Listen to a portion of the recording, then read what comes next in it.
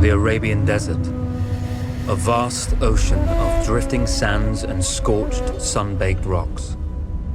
Beneath these endless dunes, oil, the lifeblood of our new mechanical century. For more than 400 years, the Ottoman Empire has ruled these lands, controlling all that's to be found here. But the Ottomans do not rule unopposed. Small bands of Bedouin rebels have united to overthrow the empire. They strike without warning and then vanish into the desert. Fighting alongside them is a lone British officer whose exploits have earned him wide renown. The world has taken to calling this man Lawrence of Arabia.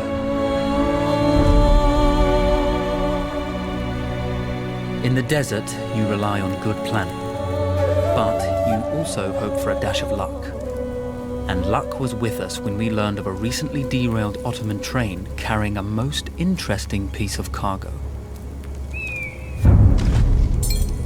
A small patrol had joined the Ottomans who survived the crash. Together, they guarded the wreckage and waited for reinforcements. When your enemy has better weapons and better equipment than you, steal from your enemy.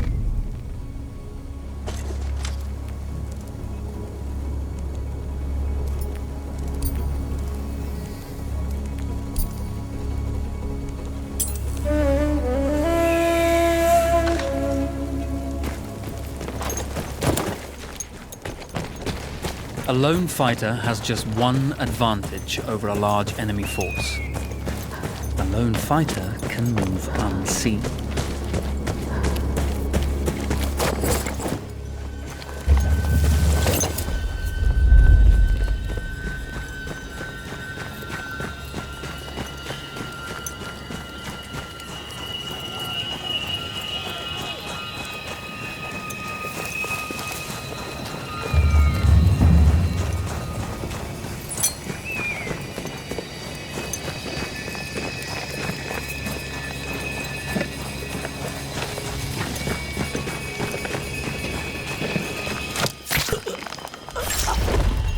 The tribesmen fought unconventionally, using weapons they knew well.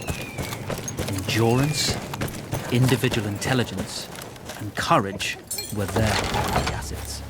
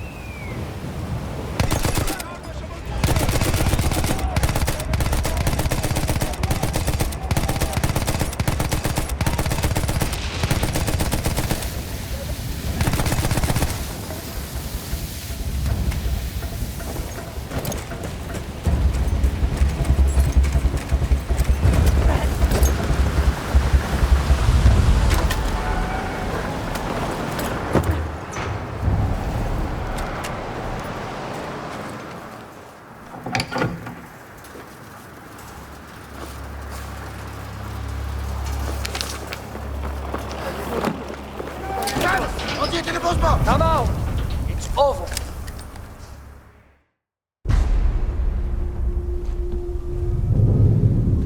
Well, you did not think we would be fast enough to catch you here, did you? Lawrence of Arabia.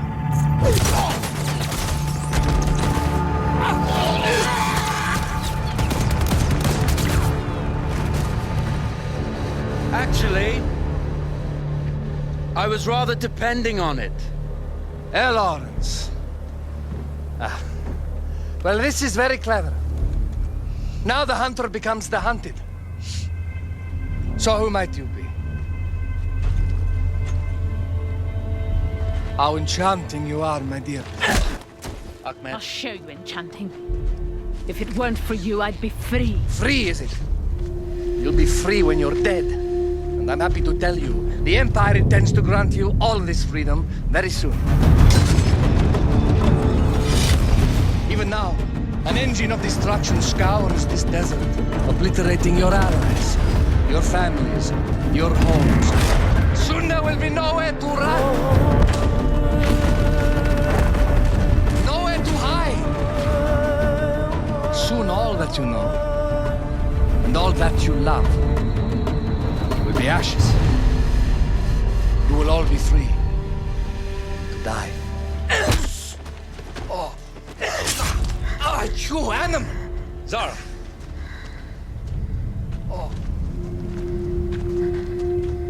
Now I understand that you would like nothing more than to strip the flesh from that man's feet and send him off into the desert naked to die. But think about it. You're right. I'm sorry. My friend here, she can be a little brusque.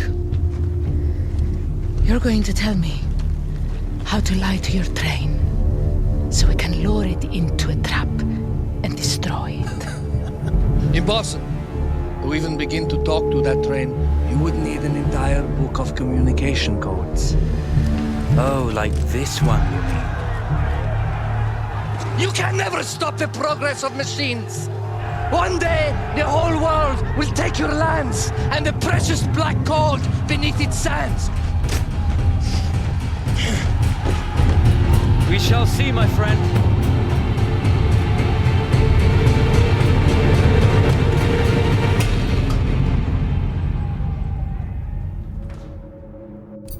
Of course, obtaining the codebook was not enough. To destroy this Iron Dragon, this Canavar, as the Ottomans had named it, we had to send it 3 encrypted messages telling it to stand down. There were Ottoman outposts scattered along the railroad tracks. The commanders there carried high-priority message capsules. We had to use those to send our orders. Infiltrating the village wouldn't be easy. A full detachment of Ottoman soldiers had occupied it. The Ottomans had chosen an isolated location for their desert outpost. It seemed lightly defended. It was also well stocked with arms and equipment. The ancient ruins were all that remained of a civilization now lost to time.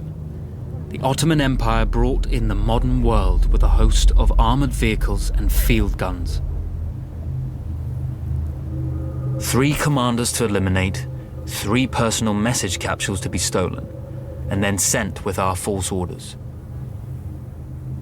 How Zara tackled this dangerous and audacious mission was up to her. The Bedouin treasured their horses, and in return, those animals granted their riders unparalleled speed and mobility. Here!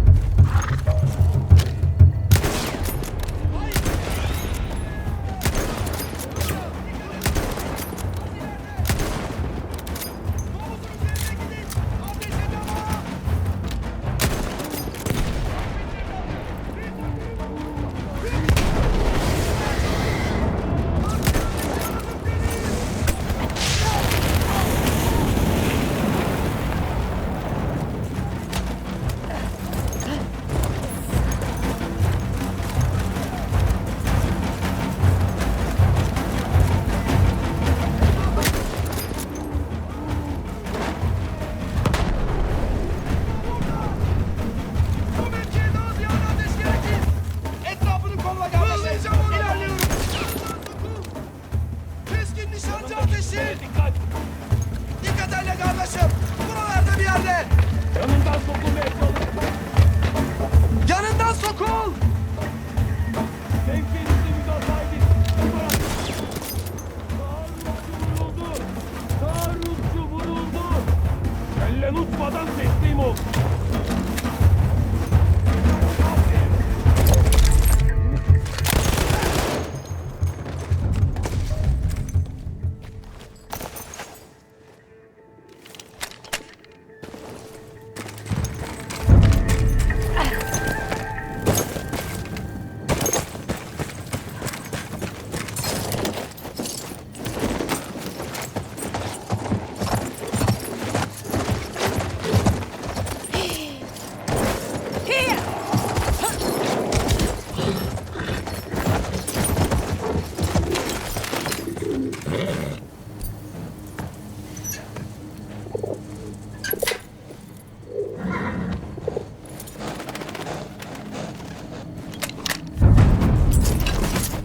A single order wouldn't be enough. Ottoman protocol required the message to be received in Tripoli before the train would acknowledge it as genuine.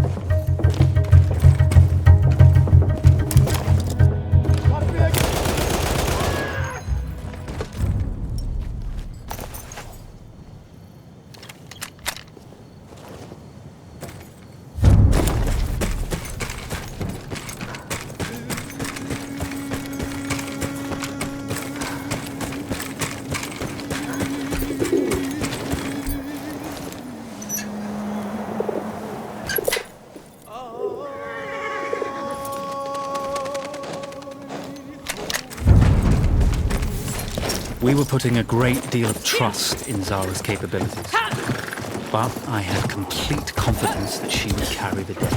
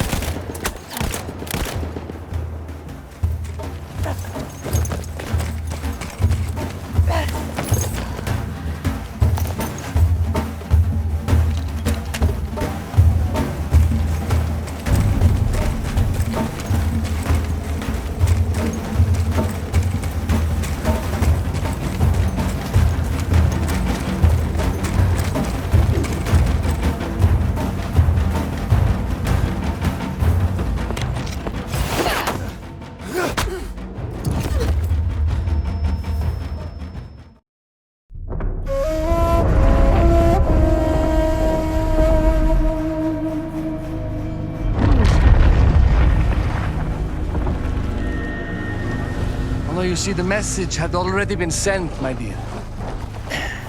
Though not the message you would have wanted. Lawrence was such a good host. It almost seemed rude to escape. I made sure to note the location of Lawrence's camp, of course. Which means the train knows too. Twice, you told that train everything was clear. But I told it exactly where to attack.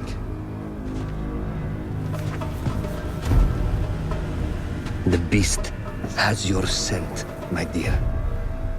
And it's coming to slaughter you and your little band of rebels. First, the firestorm from the cannon.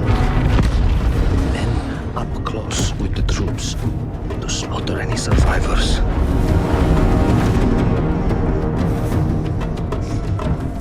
The legend of Lawrence of Arabia dies tonight.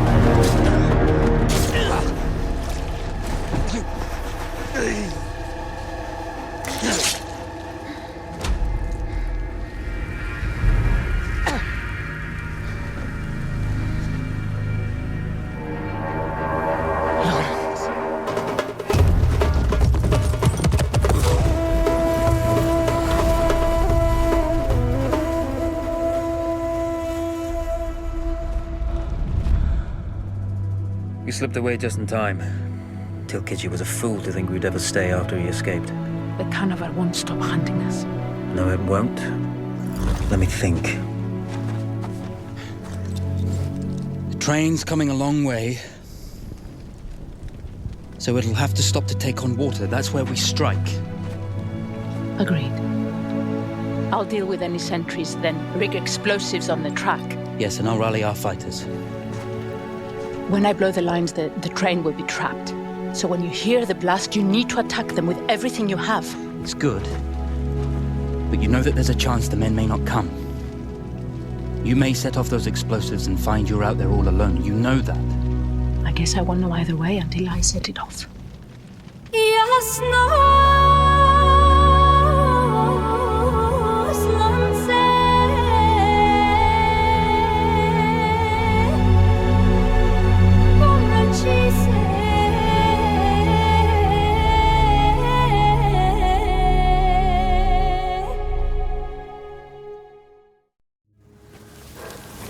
Man makes plans, and God laughs.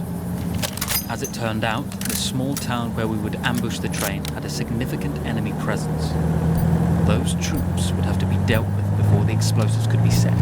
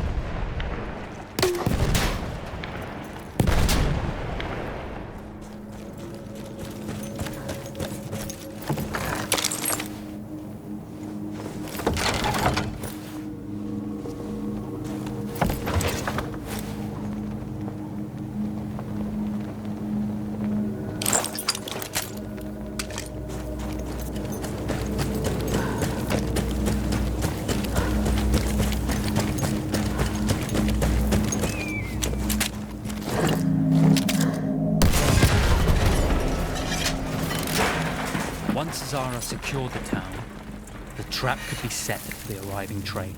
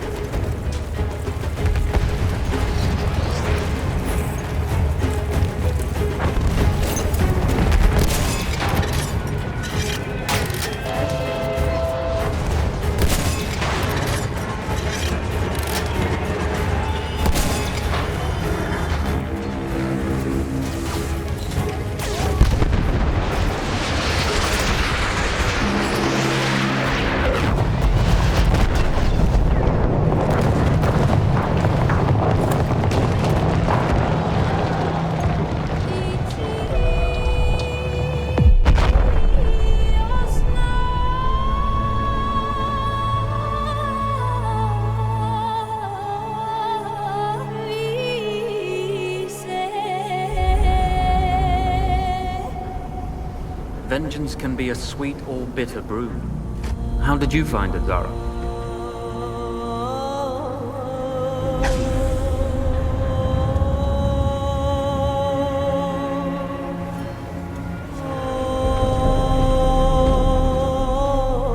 And you're right, we do need to think bigger, act bigger.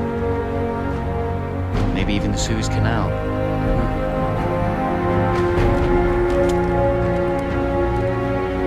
Tell me, what do you know about battleships?